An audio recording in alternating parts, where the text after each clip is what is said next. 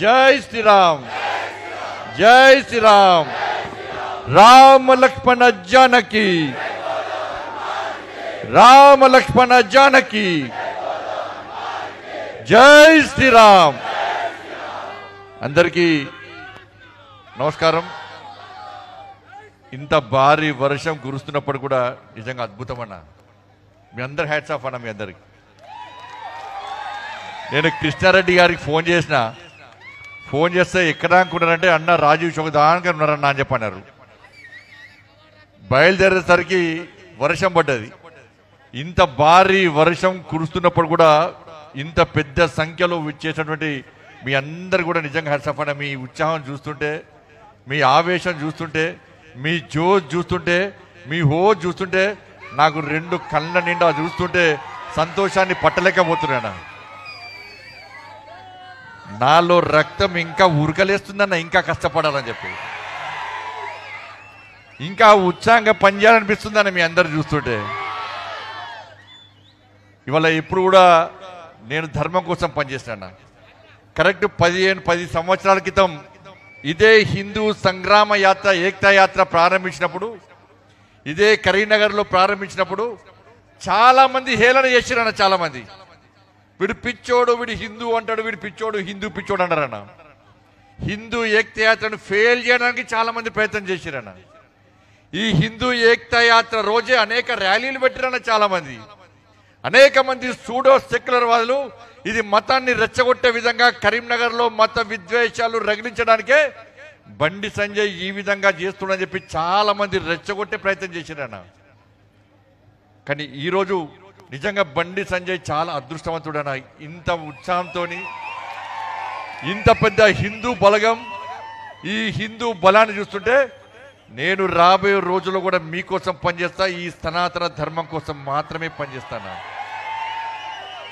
ఈ ధర్మం బాగుండాలని కోరుకునే వ్యక్తి బండి సంజయ్.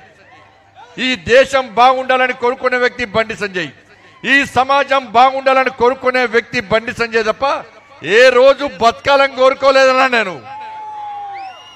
ఏ రోజు నేను బతికి ఉండాలి, నేనే బతకాలని ఏ రోజు కోరుకోలేదన్నా. ఇదే యాత్ర చేస్తుంటే, ఇదే హిందూ ఏకతా యాత్ర చేస్తుంటే నాకు గుండెపోటు వచ్చిందన్న. ఈ స్వామివారి దయ వల్ల, స్వామివారి కరుణా కటాక్షలతో ఈరోజు మీ ముందు కలుగుతున్న వ్యక్తి బండి సంజయ్ అన్న. కేవలం స్వామీజీ ఆశీర్వాదంతో అన్న. ఆ రోజు స్ట్రోక్ వచ్చిన తర్వాత నేను అన్కాన్షియస్లో పోతుంటే అంబులెన్స్లో 1 సెకండ్ 2 సెకండ్లు నాకు ప్రాణం వచ్చిందన్న. ఆ రోజు తల్లిని వేడుకున్నాను, బతకాలని వేడుకున్నాను నేను తల్లిని. నా కోసం కాదన్న, ఒక్కసారి ప్రాణం ఈ తల్లి, ఒక్కసారి నాకు ఆయుష్ని తల్లి, ఈ దేశం కోసం పనిచేస్తా, ఈ సనాతన ధర్మం కోసం పనిచేస్తా అని మొక్కున్న తప్ప ఇవాళ నా లైఫ్ అంతా, నా జీవితం అంతా ఆ తల్లి అమ్మవారిచిన బోనస్ జీవితం తప్ప వేరే కాదు. అందుకే అప్పటి నుంచి ఇప్పటి వరకు కూడా ఎప్పుడు కాషాయపు జెండాను పక్క పెట్టలే, నా సనాతన ధర్మాన్ని పక్క పెట్టలే, నా దేశాన్ని పక్క పెట్టలే. అప్పటి నుంచి ఇప్పటి వరకు కూడా బండి సంజయ్ ఈ సనాతన ధర్మం కోసం, ఈ హిందూ సమాజం యొక్క సంఘటన కోసం మాత్రమే పనిచేస్తున్నాం. అరే ఎవరితోనైతుందన్న పాత బస్తీకి పోయి వాణి అడ్డ అనుకునే కాడ ఎవరితోనైతుందన్న మీటింగ్ పెట్టేద్దాము. ఈ దేశంలో ఎవరికి ఉందన్న పాత బస్తీ నాది అని విర్రవిగే లుచ్చా నా కొడుకులను అడ్డుకొని అక్కడ జై శ్రీరామ్ అని గర్జించే దమ్ము ఎవరికి ఉందన్నా ఒక్కసారి ఆలోచించినన్నా. ఆ రోజు చూపెట్టమన్న హిందూ ధర్మం యొక్క గొప్పతనం. హిందూ సమాజం ఒక్కరితే దేన్నైనా సాధించగలం, ఎక్కడైనా కాషాయపు జెండాను రెప్పరెప్పలాడిస్తామన్నటువంటి ధైర్యాన్ని, సాహసాన్ని చూపించిన జనం ఈ హిందూ జనం అన్న. ఇంత పెద్ద బలగం ఉందన్న మనకు. ఎంత అదృష్టం చేసుకుంటే ఇంత పెద్ద సంఖ్యలో హిందూ ఏకతా యాత్రకు మీరందరూ తల్లి వస్తారన్న. ఇంత భారీ వర్షంలో వచ్చిందన్న ఆలోచన అందరికీ. పెహల్గామ్ సంఘటన తర్వాత హిందువులందరూ ఒక్కటి కావాల్సిందే. ఎస్, హిందూ సమాజానికి ఆపదస్తే అందరము ఒక్కటి కావాల్సిందే అని చెప్పి మీ అందరికీ ఆలోచన వచ్చినందుకే ఈరోజు ఇంత పెద్ద సంఖ్యలో హిందూ ఏకతా యాత్రకు విచ్చేసిన విషయం వాస్తవం వాస్తవం వాస్తవం అన్న. మతం పేరడికి చంపిరన్నా, హిందూ వంట చంపిరన్నా, బట్టలిప్పి అవయవాలు చూసి చంపిరన్నా. వదిలిపెట్టినామన్నా.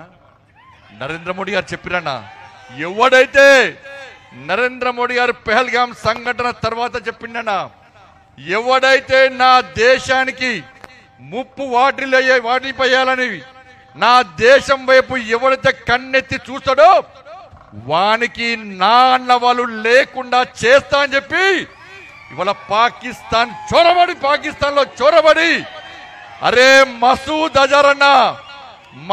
అజర్ అనే ఉగ్రవాది కుటుంబాన్ని 14 మందిని హతమార్చి ఇలా వానికి నా అన్న వాళ్ళు లేకుండా చేసిన ప్రధానమంత్రి నా నరేంద్ర మోడీ. అటువంటి సైన్యం భారత సైన్యం అన్న. 9 ఉగ్రవాద శిబిరాలను ధ్వంసం చేసిన సైన్యం మన భారత సైన్యం. 11 డిఫెన్స్ బేస్లను ధ్వంసం చేసిన సైన్యం మన భారత సైన్యం.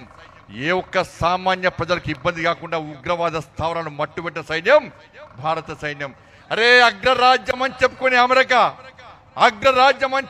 అమెరికా ట్విన్ టవర్స్ మీద ఇదే అల్ ఖైదా ఉగ్రవాదులు దాడి చేసి 3,000 మందిని చంపి 6,000 మందిని గాయాల పాలు చేసిన తర్వాత కూడా 10 సంవత్సరాల వరకు కూడా ఉగ్రవాద శిబిరాలను ధ్వంసం చేయని దేశం అగ్రరాజ్యం అని చెప్పుకునే అమెరికా దేశం.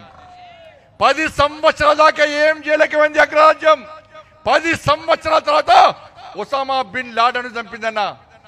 కానీ నా నరేంద్ర మోడీ, నా భారత సైన్యం పెహల్గాం సంఘటన జరిగిన తర్వాత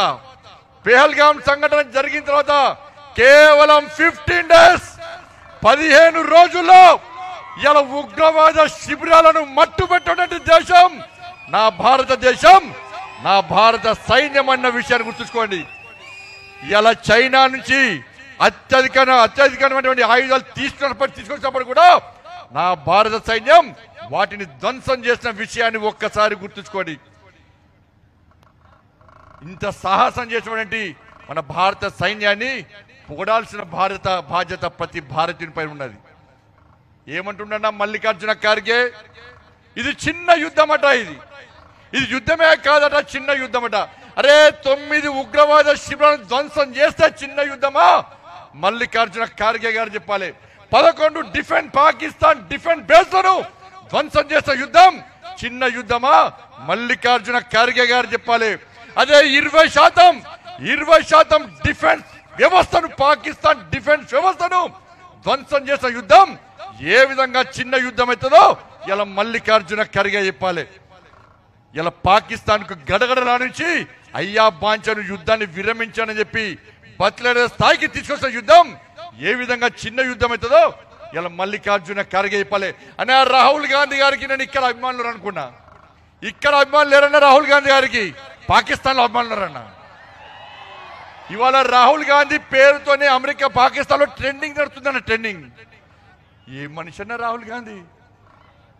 ఎన్ని రైఫెల్ విమానాలు ధ్వంసమైనయో లెక్క చెప్పాలంట రాహుల్ గాంధీ గారికి. చెప్దామన్న లెక్క, చెప్దామన్నా.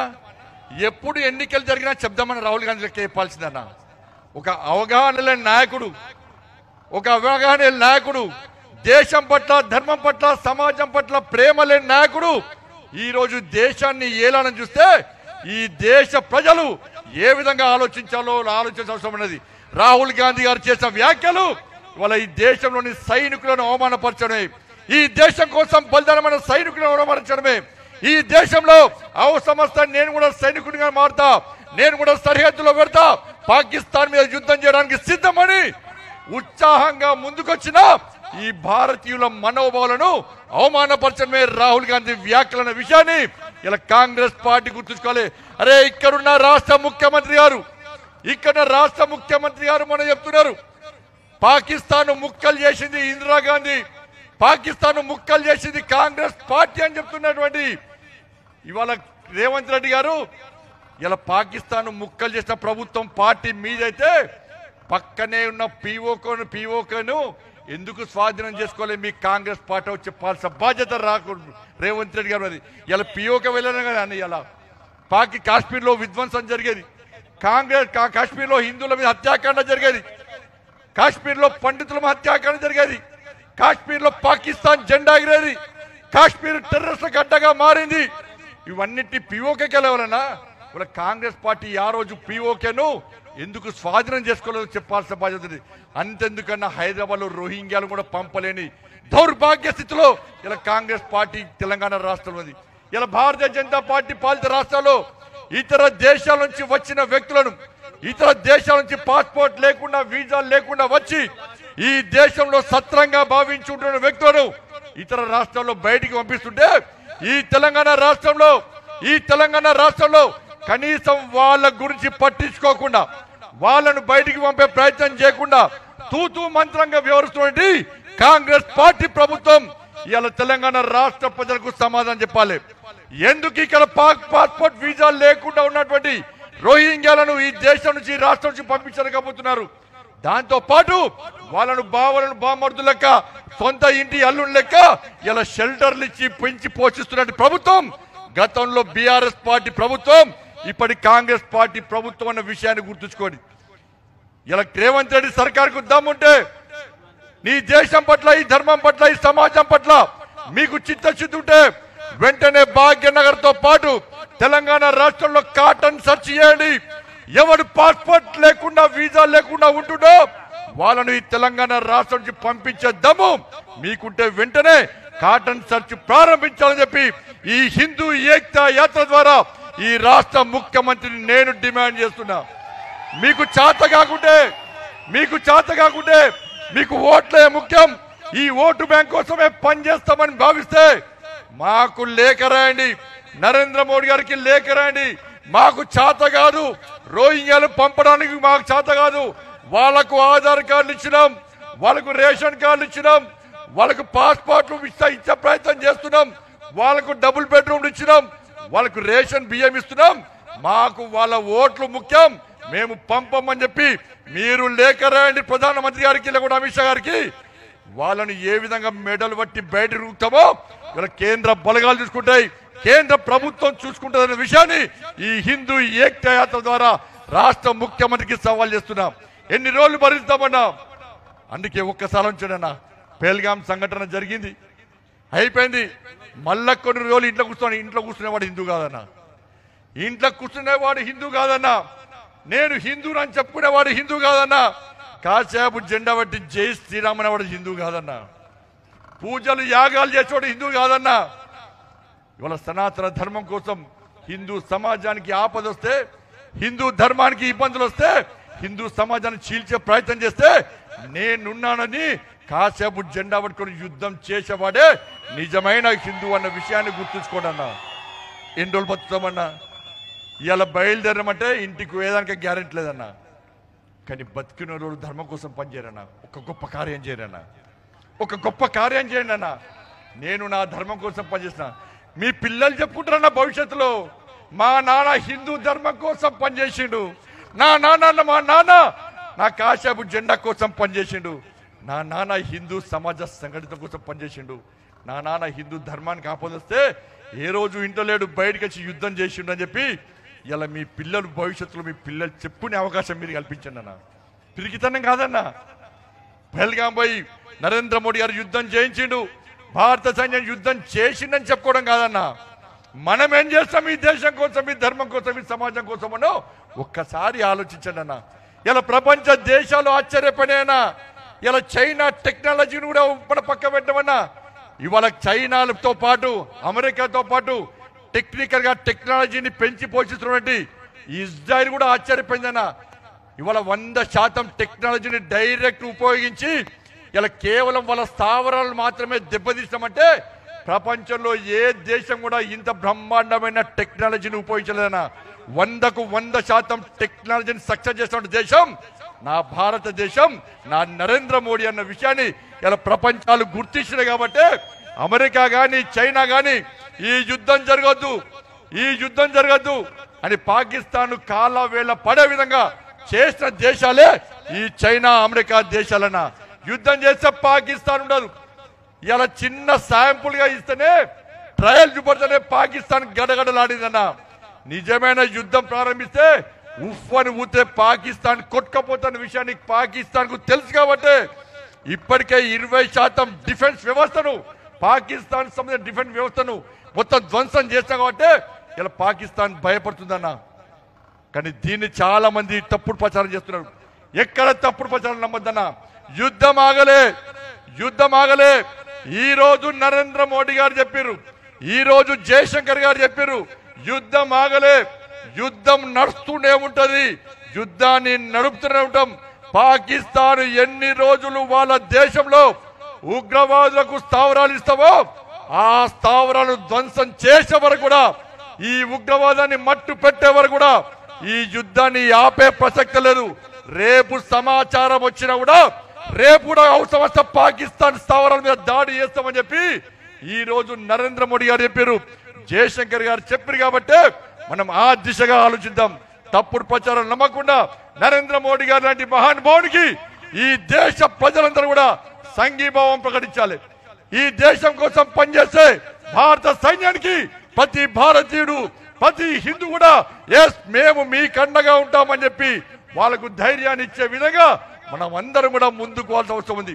ఇలా మురళీ నాయక్ అనే జవాన్ మనం చేసే యుద్ధంలో ఏ విధంగా అసూలు బాధ్యతో ఒక్కసారి ఆలోచించడన్నా.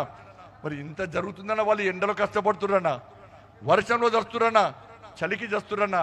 ఇక్కడ మన అన్నలు మాత్రం కొంచెం వర్షం గురనే నీడకు పోయి కూర్చున్నారన్నా. ఎంతవరకు కరెక్ట్ ఆలోచన. ఏం చేస్తామన్నా, ధర్మం కోసం పనిచేయాలన్నా. ఇలా రాళ్ళు గుట్టలు కట్టకపోతామన్నా, కమిషన్ల కట్టలు పట్టుకపోతామన్నా. నాకైతే ఆలోచన లేదన్నా, ఆలోచన లేదన్నా. దయచేసి ఆలోచండి. ఈ హిందూ ఏకతా యాత్ర ఉద్దేశమే అది. ఈ సనాతన ధర్మాన్ని కాపాడుకోవాలి. ఈ హిందూ సమాజం యొక్క చైతన్య శక్తిని సంవత్సరానికి ఓసారన్నా ఇలా సమాజానికి చూపెట్టే ప్రయత్నం చేయాలి. ఎవరైతే కుహనా సెక్యులర్ వాదులు ఉన్నారో, ఎవరైతే హిందూ ధర్మానికి వ్యతిరేకంగా, హిందూ సమాజానికి వ్యతిరేకంగా ఎవరైతే తప్పుడు వ్యాఖ్యలు చేస్తారో, హేళన చేసే ప్రయత్నం చేస్తారో వాళ్లకు ఒక వార్నింగ్ ఇవ్వడానికే మేము హిందూ సమాజం అంతా సంఘటితంగా ఉన్నాం, సంఘటితంగా ఉంటామని చెప్పి వాళ్లకు ఒక సీరియస్ గా వార్నింగ్ ఇవ్వడానికే హనుమాన్ జయంతి సందర్భంగా ఈ హిందూ ఏకతా యాత్ర నిర్వహిస్తున్నాం. కాబట్టి ఇంత పెద్ద ఎత్తున హిందూ ఏకతా యాత్రకు వర్షం పడ్డప్పుడు కూడా, భారీ వర్షం కురుస్తున్నప్పుడు కూడా ఈ ఏకతా యాత్రను సక్సెస్ చేయడానికి విచ్చేసినటువంటి హిందూ సమాజానికి, ఈ యువత అందరు కూడా హృదయపూర్వక ధన్యవాదాలు తెలియజేస్తూ ఈ హిందూ ఏకతా యాత్రను కొనసాగిద్దాం. వర్షానికి భయపడేటోడు హిందూ కాదు, చాటుకుండేటోడు హిందూ కాదు. నిజమైన హిందువులైతే ఈ హిందూ ఏకతా యాత్రలో పాల్గొనాలి. ఇలా అవుమన్న పహల్గాంలో పాకిస్తాన్ దాడి చేసిన తర్వాత అవసరం వస్తే మేము కూడా దాడులు చేస్తాం, దాడికి మేము కూడా వస్తాం కరీంనగర్ నుంచి అని చెప్పి భావించే ప్రతి హిందూ కూడా ఈ హిందూ ఏకతా యాత్రలో పాల్గొనాలి. ఈ హిందూ ఏకతా యాత్రను సక్సెస్ చేయాలని చెప్పి మీ అందరికీ విజ్ఞప్తి చేస్తూ ఆపరేషన్ సింధూర్ వాళ్ళు ఏ విధంగా మనం చేస్తాం. ఇద్దరు మహిళలతోనన్నా, ఝాన్సీ రాణి, రుద్రమదేవి లాంటి వాళ్ళ ఇద్దరు మహిళలు, అరే మా మహిళల సింధూరనన్నా, మా మహిళల సింధూరాన్ని చూస్తే అదే మహిళలతో కొట్టిపిస్తామన్నా. ఇలా వీర వనితలన్న వాళ్ళు భార్య ముందు భర్తను చంపిరన్నా, భార్య ముందు భర్తను చంపిరన్నా, తల్లి ముందు కొడుకుని చంపిరన్నా, పిల్లల ముందు తండ్రిని చంపిరన్నా. 3 నెలలైన పెళ్ళై ట్రిప్ కోసం పోతే ఆ తల్లి ముందు ఆ భర్తను చంపిరన్నా. 3 నెలల ముచ్చట కాలేదన్నా. పసిపిల్లలు ఉన్నారు నాకు, నా పసిపాపని చూడండి, నా భర్తను చంపకండి అంటే కూడా కరుణించలేన మూర్ఖులు ఉచ్చాగాళ్ళు ఆ పసిపిల్లల ముందు హత్య చేసిరన్నా. అందుకే నరేంద్ర మోడీ గారు భారత సైన్యం దమ్మెందో చూపెట్టిండనా, భారతదేశం తలుచుకుంటే ఏం చేస్తారో చూపింది. కాబట్టి వాళ్లకు సంఘీభావంగా ఈ హిందూ ఏకతా యాత్రను విజయవంతం చేయాల్సిన బాధ్యత ఆపరేషన్ సింధూర్లో పాల్గొన్నటువంటి ఆ సైనికులకు, ఆ హత్య చేయబడినటువంటి వాళ్ళందరికీ శ్రద్ధాంజలి ఘటించాలంటే, నరేంద్ర మోడీ గారికి ఒక సంఘీభావం ప్రకటించాలంటే ఈ హిందూ ఏకతా యాత్రలో మనందరం జోష్గా పాల్గొనాల్సిందిగా మీ అందరికీ విజ్ఞప్తి చేస్తూ, ఇంత పెద్ద ఎత్తున తరలి వచ్చిన మీ అందరికీ హృదయపూర్వక ధన్యవాదాలు తెలియజేస్తూ, ముఖ్యంగా మనందరిని ఆశీర్వదించడానికి వచ్చినటువంటి హంపి విద్యారణ్య పీఠాధిపతులు శ్రీ విద్యారణ్య భారత స్వామివారి యొక్క పాదాలకు సాష్టాంగ ప్రణామాలు చేస్తూ, వారి ఆశీర్వాదం మనకు దొరకడం నిజంగా ఈరోజు అదృష్టం. వారు కాళేశ్వరం పోతున్నారు, మన హిందూ ఏకతా యాత్ర చూసి మనందరినీ ఆశీర్వదించడానికి ఈ రోజు వారు రావడం నిజంగా చాలా అదృష్టంగా భావిస్తున్నాం. వారి సమయం దొరకది, సంవత్సరం ముందు చెప్తే తప్ప సమయం దొరకది. కానీ ఇలా సమయం ఇలా మన అదృష్టం బాగుంది కాబట్టి ఇవాళ వారు వచ్చి మనం ఆశీర్వదించడం చాలా సంతోషం. అదేవిధంగా ప్రసాద్జీ ఇలా దేశ రాష్ట్ర వ్యాప్తంగా తిరుగుతూ సమాజంలో చైతన్యం కల్పించడానికి, సమాజంలో ఒక మార్పు తీసుకోవడానికి, చిన్న పెద్ద కులం సంబంధం లేకుండా గడప లోపంటే కులం, గడప దాడితే మనం హిందువులం అని చెప్పి ఇలా మొలతాడు కట్టుకున్న మునగాలు ఈ సమాజానికి అవసరం అని చెప్పి ఇలా ప్రసాద్జీ సమాజంలో కూడా చైతన్యం తీసుకురావడానికి కష్టపడి పనిచేస్తున్న అప్పాల ప్రసాద్జీ వారు కూడా స్వాగతం పలుతూ మీ అందరూ మనం ర్యాలీ కొనసాగిద్దాం. ఎక్కడ ఆగారు కదన్నా, సప్పుడు చేస్తలేరన్నా. మళ్ళా వర్షం పడుతుంది, ఏం చేద్దామన్నా? ఆపుదాం అమెరికానే, ఆపుదాం తీరాదన్నా. తప్పితే సర్ది అవుతుంది, మరి దగ్గులేస్తుంది. ఇంటికి పోతే మీ అమ్మ నాన్న ఒప్పడతారు. ఈ మాట అన్న ఒక్కసారన్నా, నిజంగా ఈ మాట నిజంగా అందరు మొలతాడు కట్టుకున్నారా? ఇందా ఇలా మీరు మొలతాడు కట్టుకుంటే నాతో రావాలి. నాతో రారనుకో ఇంటికి పోయి కడిగేసుకోండి. నేను సీరియస్ చెప్తున్నా. ఇంటికి పోయి ఏం చేయాలి? ఇంటికి పోయి ఏం చేయాలి? నాకు వర్షం పడుతుంది, నా జుట్టు పోతుంది, నాకైతే జుట్టు లేదనుకోని, నా జుట్టు పోతుంది, నా మేకప్ పోతుంది, నాకు సర్ది అవుతుంది, నా గ్లామర్ దెబ్బ తింటుంది అనుకున్న వాళ్ళు ఇంటికి పోయి ఏం చేయాలి? కడి చేసుకోవాలి. మొలదారం ఉన్న మునగాళ్ళు అయితే ఈ హిందూ ఏకతాతో జోస్తోని మీరు ఏం చేస్తారో జోస్తోని ప్రశాంతమైన వాతావరణం అన్న. ఇది ఎవరికి వ్యతిరేకం కాదన్న, ఇది మన దమ్ము చూపెట్టుకోవడానికి మాత్రమే ఈ హిందూ ఏకతాత్ర. నేను చాలా దూరం తెచ్చినా నేను జల్దీ పోవాలి, బస్సులు ఎవ్వి పోవన్నా మీరు నేను చెప్పినాక బస్సులు పోవు, రాసి పెట్టుకోరు. నేను మళ్ళీ ఫోన్ ప్రవీణ్ రావు కృష్ణారెడ్డి ఫోన్ చేసినాక బస్సులు పోవు, రాసి పెట్టుకోరు. కాబట్టి ఇది అయిపోయే వరకు కూడా మళ్ళీ వైశ్యవరం వచ్చే వరకు కూడా బస్సులు పోవు. కాబట్టి ఇలా అక్కడ ఇక్కడ ఎక్కడున్నా అందరు కూడా మీరు కూడా సైడ్కున్నా వెనుకున్నా ముంగటున్నా అందరూ నా రథం ముందు ఉండండి.